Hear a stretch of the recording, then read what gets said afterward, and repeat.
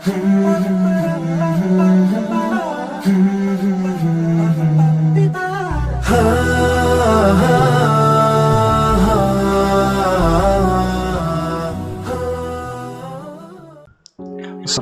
warahmatullahi wabarakatuh. Alhamdulillahirabbil alamin wa bihi nasta'inu ala nasruddin wa husni takhtim. Afdhalus salati wa azka taslim ala sayyidina wa maulana Muhammadin wa ala alihi wa ashabihi asma'in, amma ba'd. Mahasiswa yang saya banggakan, bertemu lagi dalam mata kuliah Islam dan Moderasi Beragama. Kesempatan kali ini adalah kesempatan pertama, karena itu saya memberikan pengantar dan mohon maaf kalau videonya nanti jauh dari kesempurnaan. Alhamdulillah kita juga bisa mengakses perkuliahan. Yang pertama Profesor Quraish Shihab, yang kedua nanti ada Profesor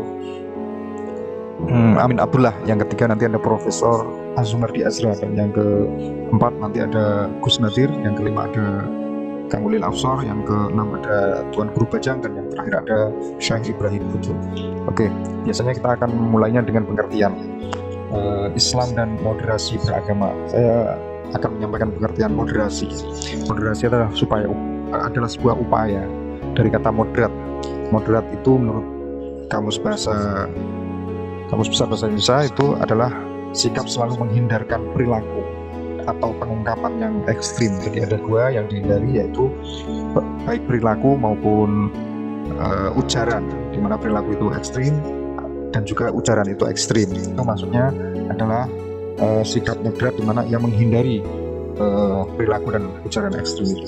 Yang kedua adalah kecenderungannya ke arah dimensi atau jalan yang posisinya ada di tengah. Jadi yang namanya moderat adalah sikap yang mengambil jalan tengah atau dimensi tengah, tidak ke kanan dan tidak ke kiri, tidak di kubu kanan dan tidak di kubu kiri. Itu adalah kata moderat ya. Kemudian lebih dalam lagi ya, biasanya ia adalah merupakan kategori ideologis ya. Jadi bersifat sangat ideologis. Kata-kata moderat itu bersifat ideologis. Ia mengungkapkan sebuah penolakan terhadap pandangan yang radikal atau yang ekstrim, khususnya dalam bidang politik dan agama. Jadi lebih dalam lagi, ekstrim itu tadi sudah dikatakan menghindari ekstremisme ya, atau sikap atau perilaku yang ekstrim, yang memilih jalan yang tengah. Kemudian di sini disampaikan bahwa dalam bidang politik dan agama. Selanjutnya bahwa moderat itu adalah orang yang menduduki posisi mainstream ya. Kalau dalam bahasa agama mungkin as-sawadul a'dham. Fiqhi wa ahlul hadithi wa ahlul tasawufi hum ahlus sunnati wal jamaah. Ahlul fiqhi بمذاهبهم المعتبرة، أهل الحديث بمدارسهم المختلفة، أهل السلوك والتزكية بمدارسهم المختلفة هم أهل السنة والجماعة. Kelompok yang besar, mayoritas yang menolak faham atau pandangan ekstrim dan menolak perubahan sosial yang besar gitu. Jadi yang namanya moderat itu dia tidak mau pandangan ekstrim dan tidak mau perubahan sosial yang besar. Perubahannya harus gradual, step by step. Oke, tadi kita sudah sampaikan bahwa ada dua, yaitu moderasi politik dan yang kedua moderasi beragama.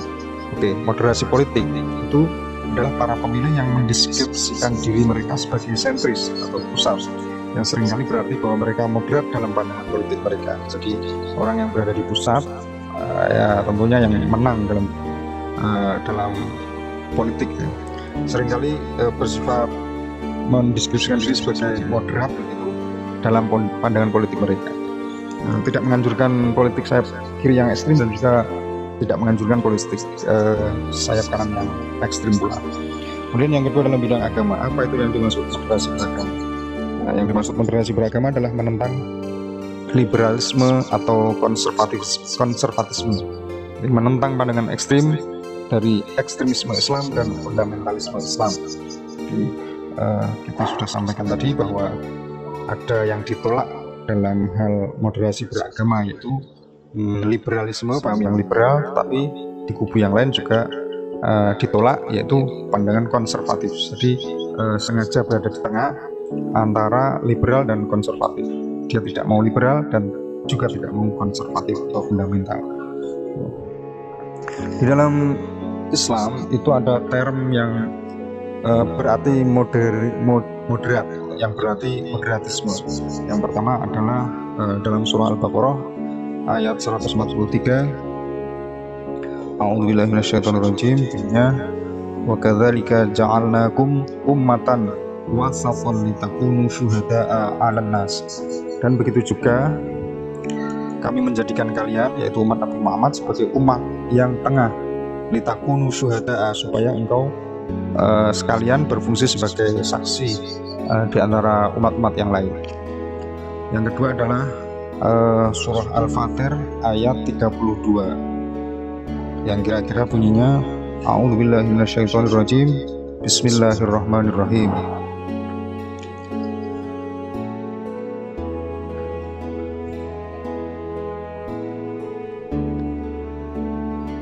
Tsumma awrathnal kitabal ladzina astafaina min ibadina.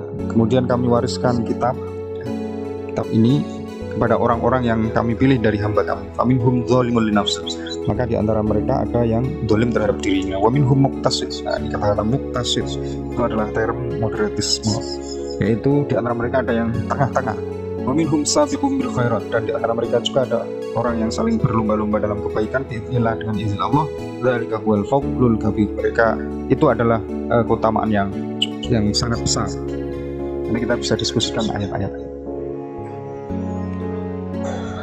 Ketika berbicara tentang moderatisme, itu ada isu-isu yang kira-kira dapat dipetakan menjadi 5 ya.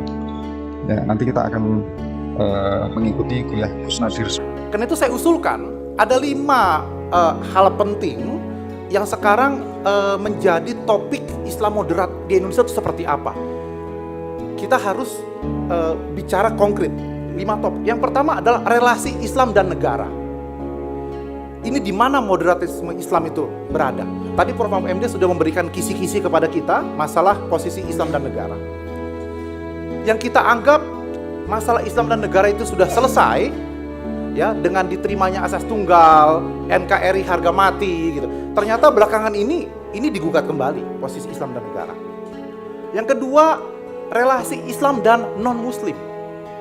Yang kita anggap sudah selesai, ternyata gara-gara Pilkada DKI kemarin, belum selesai juga ternyata persoalan ini. Relasi Islam dan non-Muslim ini seperti apa? Yang ketiga, relasi Islam dan budaya.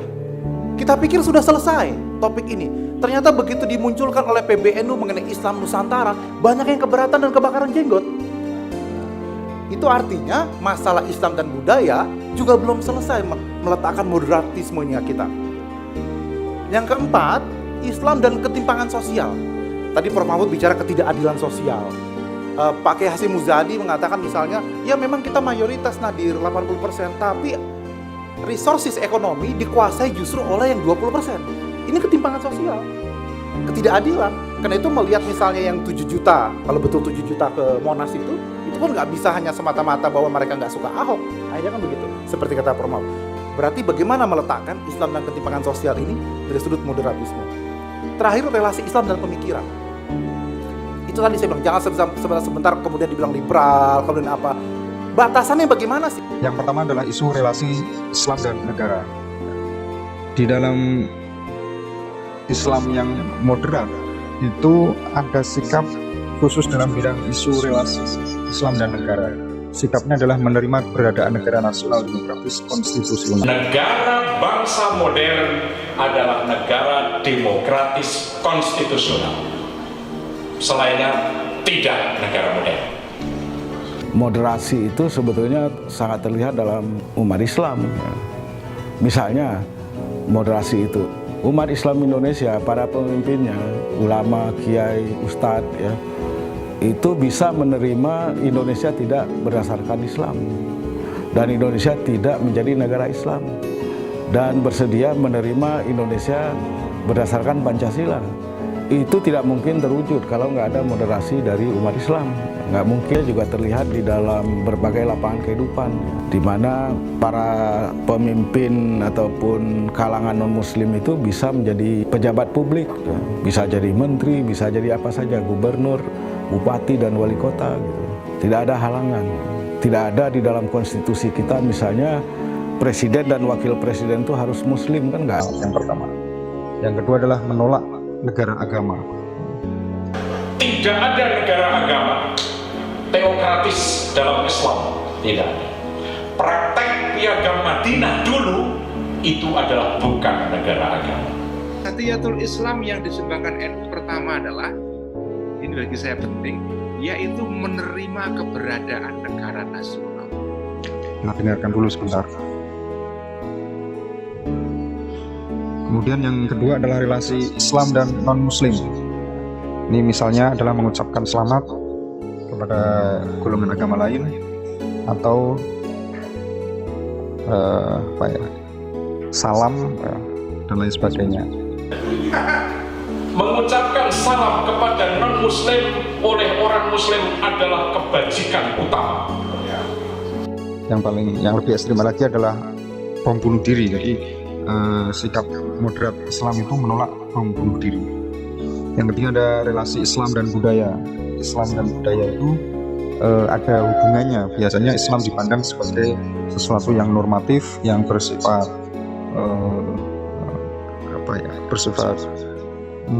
tekstual begitu. Kemudian ia harus bergumul dengan budaya yang bersifat historis dan yang bersifat kontekstual. Karena itu biasanya muncul relasi di mana relasi itu memunculkan sebuah istilah, misalnya Islam Nusantara dan ada Islam Alduri, ada Islam Kafan begitu. Itu adalah relasi Islam dan budaya. Kemudian yang keempat adalah relasi Islam dan ketimbangan sosial. Bagaimana Islam memandang ketimbangan sosial begitu, apalagi misalnya di Indonesia ini penduduk mayoritas Muslim, sementara kemiskinan ada di umat Islam. Nah, ini bagaimana relasinya, hubungannya antara keislaman warga negara dan juga kemiskinan warga negara yang sama. Biasanya harus didudukkan dalam relasi yang pas, itu menurut paham moderatisme. Yang terakhir adalah relasi Islam dan pemikiran. Selanjutnya kita sampai pada ciri-ciri ya.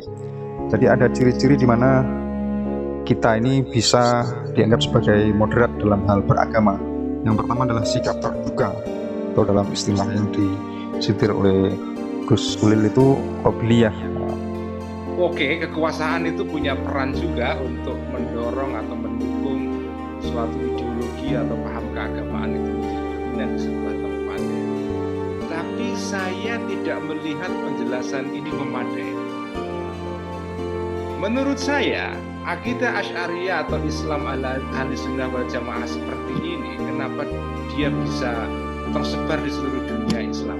Karena di dalamnya sendiri struktur internalnya akidah dan model Islam seperti ini itu mempunyai, kalau bahasanya Malik bin Nabi itu adalah al-qabiliyah. Dia punya potensi atau kemampuan untuk bisa menerima atau beradaptasi dengan lingkungan yang berbeda-beda. Yang dalam kajian ilmu tauhid ada istilah al-wala' wal bara' yang sesungguhnya juga harus dihindari. Ini adalah salah satu doktrinnya itu adalah al-wala' wal bara', yaitu hanya setia pada golongannya sendiri dan menolak golongan orang lain. Internal umat Islam, apalagi non-Muslim. Gitu.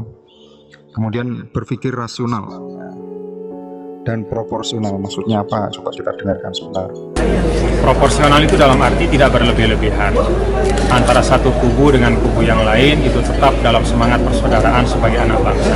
Tidak boleh kita saling menghujat, jangan apalagi kemudian mengembangkan model yang saling menihilkan satu sama lain. Kemudian ada rendah hati, tidak keras hati. Lembutkan hati. Monodisiplin mengeraskan hati. Gitu. Memberi manfaat, tidak mengedepankan kemarahan. Memahami realitas karena tidak semua sikap tengah itu baik, maka karena nanti itu dibutuhkan pengetahuan. Jadi ternyata tidak semua sikap tengah itu baik. Contohnya tadi yang dalam ayat 32 surah ayat 32 surah Fatir itu disampaikan di situ bahwa ada di antara manusia itu yang zalim kepada dirinya. Yang pertama, yang kedua ada yang bersikap tengah-tengah, dan yang ketiga ada yang sabiqum bil khairat. Jadi dia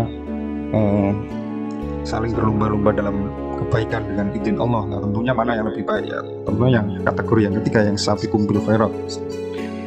Selanjutnya adalah memahami fikih prioritas. Jadi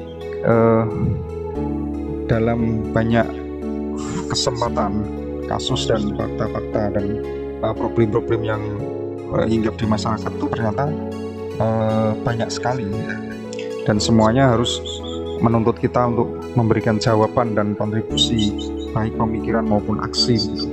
Tetapi di antara yang problem-problem itu tentu ada problem yang cukup mendesak, dan kemudian terpaksa harus mengabaikan problem lain untuk segera diselesaikan begitu. Karena itu memahami fikih prioritas itu penting. Misalnya menjawab problem sosial semuanya dijawab dengan baik, tetapi kebaikan-kebaikan itu kadang harus mengalahkan kebaikan lain, di mana juga merupakan ideal moral, tapi karena harus ada prioritas maka harus diprioritaskan sesuatu yang menurut kita itu lebih mendesak untuk diselesaikan, meskipun harus mengabaikan atau meskipun harus menghilangkan kebaikan lain. Yang kemudian adalah memberikan kemudahan kepada orang lain dalam hal beragama. Nanti kita bagi menjadi dua ya, spiritualitas yang sama. Jadi agama-agama lain itu sama-sama mempunyai spiritualitas, meskipun bentuknya beda dan tujuannya mungkin beda, tetapi spiritualitasnya itu sama. Kemudian yang kedua adalah dialog antar agama. Yang selanjutnya adalah memahami teks keagamaan secara komprehensif. Jadi selamat tinggal bagi linearitas, selamat tinggal bagi pemikiran yang stagnan. Maka kita harus menyegarkan istihad, mereproduksi pemahaman kita terhadap agama yang sama sekali berhadapan dengan realitas masyarakat yang baru, yang kemudian mungkin terkenal dengan istilah tasdid al-khitab ad-dini. Dan yang kedua adalah harus ada pendekatan yang tidak monodisiplin, itu perlu nanti integrasi. Yang terakhir adalah bersikap toleran, memahami orang lain, atau tepo seliro atau legowo begitu. Dan jangan dalam hati ya, kalau tadi terhadap umat eksternal umat Islam itu ada dialog, ada pemahaman spiritualitas yang sama, tapi terhadap internal umat Islam sendiri, meskipun agamanya sama, spiritualitasnya sama, golongannya sama, jangan sampai di dalam hati kita itu ada karohiyatul ghair. Apa itu? Benci terhadap yang lain atau tidak mau terhadap yang lain yang berbeda. Siapa sih pendakwah yang tidak pernah bilang rahmatan lil alamin? Mana pendakwah yang tidak pernah bilang rahmatan lil alamin? Tetapi nyatanya juga ketika melihat orang lain yang berbeda, maka di situ ada karohiyatul ghair. Oke, yang terakhir adalah kritik terhadap istilah moderat ya. Memang kita sadari bahwa akhir-akhir ini begitu gencarnya upaya untuk mainstreaming, untuk mengarus utamakan istilah moderat ya.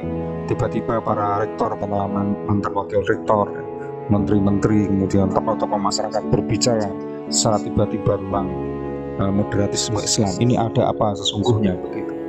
Nah, karena itu kita tidak harus ikut-ikutan latah, kita harus memposisikan isu ini dalam posisi yang pas, supaya sebagai ilmuwan kita punya pandangan yang genuine, yang original. Jadi salah satunya adalah penggunaan istilah moderat yang menyiratkan bahwa Islam dan Muslim itu mengacu pada sesuatu yang pada dasarnya bersifat keras. Jangan-jangan istilah Islam moderat itu disematkan sengaja kata moderat terhadap kata Islam itu sengaja untuk menimbulkan kesan bahwa kalau Islam saja tanpa moderat itu Islam artinya keras. Maka karena itu harus ditempeli kata moderat, Islam yang bersifat moderat. Berarti kalau tidak ada kata moderat di belakangnya, Islam itu sifatnya keras gitu. Karena itu menjadi wajar kalau kemudian ada orang yang berpendapat bahwa kalau moderatisme Islam, moderasi Islam atau moderatisme Islam, ya, moderatis atau wasatiyatul Islam itu sepakat. Tapi kalau Islam wasati tidak sepakat. Memoderasi Islam itu sepakat. Moderatisme Islam itu sepakat. Tapi kalau memoderasi Islam atau Islam moderat itu seakan-akan Islam saja bersifat keras. Selanjutnya adalah istilah itu sebenarnya mengganti kan istilah sekuler, atau ia sebagai kata lain dari sekuler. Dulu ada besar-besaran gelombang pemikiran barat di mana agama itu harus ditaruh di dalam ranah-ranah yang cukup privat. Ia tidak layak dalam didiskusikan atau menjadi sekat-sekat dalam ranah publik. Karena itu ia harus istilahnya disekularisasi gitu. Jangan-jangan itu istilah moderat